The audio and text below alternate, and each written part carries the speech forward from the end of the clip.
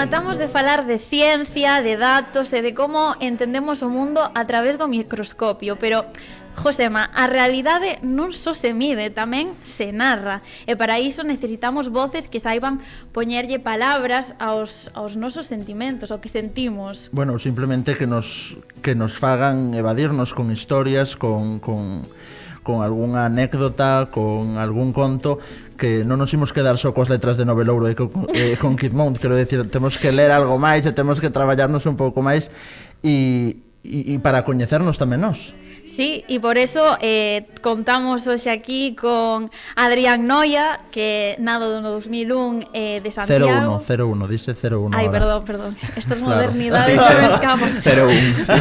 Perdón, nacido Eu son do 99, entonces xa queda...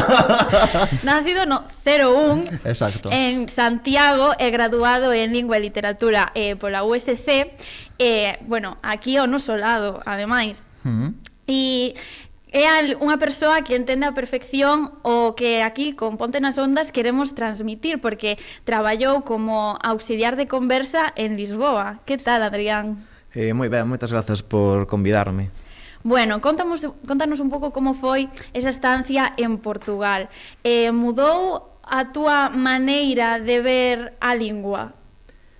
A ver, eu xa estivera en Lisboa, xustamente en Lisboa de Erasmus, entón quixen como repetir esa experiencia como auxiliar e xustamente deronme ese destino e non dixen que non.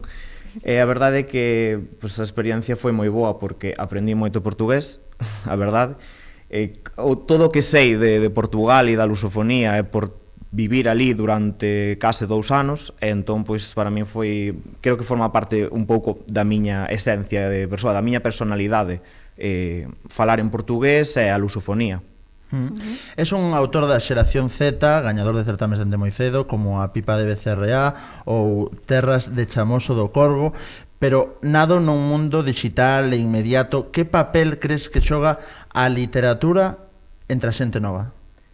Eu creo que empeza a verse como evasión, é dicir, cando queremos evadirnos deste mundo digital. Non, antes internet, cando era máis rudimentario, para nós era como un refuxio, non? Para certas persoas que tiñamos outras inquedanzas, era como un refuxio. Pero agora internet converteuse no mainstream, entón agora buscamos outras vías. Por exemplo, a literatura ten ese componente de evasión, de paz, de tranquilidade que as redes sociais a día de hoxe non teñen. Entón eu creo que pode ser ese o papel. E de feito, hai pouco, non sei se vi unha noticia de Radio Televisión Española que falaba de que a nosa xeración é a que máis lé, cousa que é curioso, non? Que nós nacemos xustamente nunha época na que a información ven toda dos medios digitais e xustamente buscamos o contrario, non? Buscamos o papel, buscamos a radio mesmo, eu creo que ese é o papel da literatura na nosa xeración. Hai un anaco, estivemos falando de Begoña Caamaño, ela revisitou nas súas 2 obras a mitoloxía, e niso coincide tamén contigo, que en Ponte Albar recuperas elementos do lendario galego e inspiraste, de feito, bueno, o propio libro inspirase nunha lenda dunha aldea daqui de Santiago. Hai influencias da literatura de Caamaño na túa literatura? Non, pero é unha casualidade e entonces agora nos vas a decir que eres super fan de Begoña Caamaño. Non, pois a verdade que non. Eu creo que foi un pouco casualidade, porque o libro xestouse en 2023 e as letras galegas aínda non estaban previstas para Begoña Caamaño nese momento, pero sí que é interesante o de diálogo que podemos facer con Begoña Caamaño, porque é o que fan moitas autoras, moitos autores cos mitos, sobre todo os mitos grecolatinos, pero tamén no seu caso con un mito que é da materia de Bretaña, con Morgana en Esmelle, e xustamente este libro que fixen recolle esa lenda da aldea da Pontalbar, que, corrixo, é do concello de Trazo. Porque... Trazo Santiago. Non, senón vanme matar a xente de Trazo e de Xavestre, vanme matar. Non podemos desinformar, hai que dar datos. Non, pero teño que dicir que hai unha aldea que se chama tamén a Pontalbar en Santiago. É unha cousa moi extraña porque como que conviven 2 Pontalbares alrededor dun río, o sea, alrededor do río Tambre. Entón é curioso que haxa unha Pontalbar en Santiago e unha Pontalbar en Trazo, pero realmente creo que a lenda ven máis do lado de Trazo. Bueno, son fronteiras debuxadas Sí. que vamos a facer. Por non desinformar, canto é o IVA dos libros? 4%. Vale, vale. Máis que nada porque senón mátame No, a está alcaldesa de Trazo, que justamente foi a que presentou o Pide libro. disculpas á alcalde. Bueno, No, perdón, a alcaldesa e non está se vai. convidada po ano para vir aquí. E a mitoloxía, a historia fantástica, todo isto, ten público entre a xente nova? Quero dicir, ves que hai interese entre os nosos coetáneos, quero dicir, nós somos xente nova. Sí.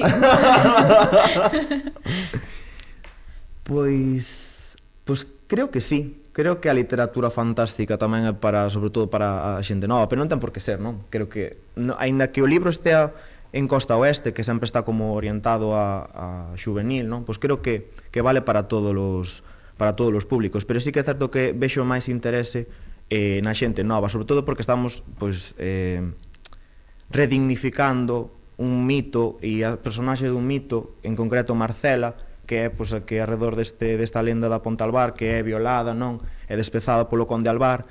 Entón, con este libro tamén dignifico a historia de Marcela porque é un personaxe non protagonista, pero sí central da historia. Entón, eu creo que sí que é interesante para a nosa, para a xente nova, pois revisar eses mitos, non ese lendario. Vemos que na música tamén hai artistas como Fillas de Casandra que están facendo pois as súas cancións en base a mitos ou con unha connotación a mitoloxía. Mitoloxía, gracias. Crees que estamos entonces ante unha moda da bueno, mitoloxía? Sí. Pois ao mellor elas empezaron este movemento, porque sí que é certo que a súa música tamén me inspirou para escribir este libro. Xa dixen algunha vez que hai unha canción que se chama justamente Casandra, que é a que me inspirou un pouco empezar a escribir este libro. Eu creo que ven un pouco dai. Non sei se había outras persoas, con perdón a esas persoas que descoñezo, antes ca ela, justamente neses anos que empezaron a revisar os mitos, pero creo que elas empezaron un pouco este movemento en Galicia, que sempre desde a música sempre se traslada á literatura e viceversa. E sí que é certo que desde eses anos, as Tanxugueiras, que foron máis ou menos as pioneiras nestes anos, ou de Ninjures, pois son xente que está recuperando toda esa tradición, pero tamén a está revisando. Que eso é o interesante. Sei que temos que ir coa última pregunta, pero non me resisto porque xa que tú xiches os teus 3 libros. Esto de cuál es el hijo favorito, ¿no? Cal é o teu libro favorito dos que ti escribiches? Existe. Pero podes enseñar. Existe ou non, vai por épocas. Porque a verdade é que son para enseñar. Vanse enfadar os libros, pero seguro que o mediano non é o favorito. Pois empeza a ser ese. Por todo este movimento, toda esta xira que estou facendo con el, que foi bastante increíble, o recibimento que ten a xente co libro. Pero é un que aínda non publiquei, que é o do Premio Selic, que así tamén fago un pouco de publicidade. Moi bien. Do Premio Selic que sairá... Hai que poñer aquí unha pestañita de publicidade. Do Premio Selic 2025 que sairá en xuño, sairá publicado polo Concello e a editorial Positivas. Pois creo que ese é o favorito, porque creo que é co que recolle todo o meu percurso como escritor, e creo que é o que máis tempo me levou, máis traballo me deu. Pero dos que están aquí, podo falar, por exemplo, deste, que non é unha antoloxía, justamente da Facultade do Lado, de Filoloxía, pois moi interesante, que fixasen esta iniciativa polo 50 aniversario da facultade.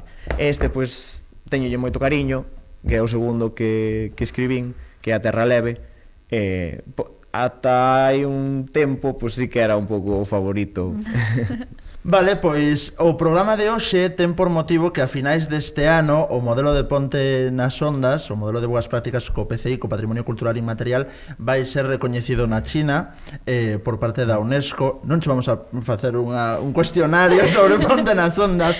A cousa é, como escritor que traballa coa identidade, que levarías ao título dunha historia de recuperación do patrimonio cultural de Galicia e Portugal como a da nosa asociación. Pois o mellor reivindicar non esa relación, que reivindique esa relación do norte de Portugal con Galicia, non? Porque ao final as fronteiras políticas parece que separan a xente que vive a un lado e a outro, e empeza a haber diferenzas porque xa non formas parte do mesmo estado, pois a educación xa está estendida, non?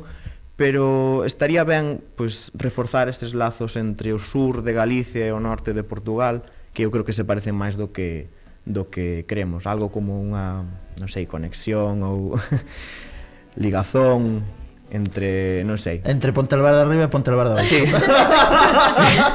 Pois sí. De feito, a Pontealbar de Arriba, que é a que está en Santiago, chamolle Pontealbar de Arriba. Oficialmente non se chama así, pero para min é a de Arriba. E a outra, pois é a Pontealbar. A ver se recollen agora esta denominación. Imagínate, ahora que está de moda cambiar os nombres. Sí. Daquela cando volvan cambiar o nomenclator ese. Bueno, pois xa petan a porta o seguinte cole, así que Adrián Noia, moitas gracias por achegar tos micros. Grazas a vos.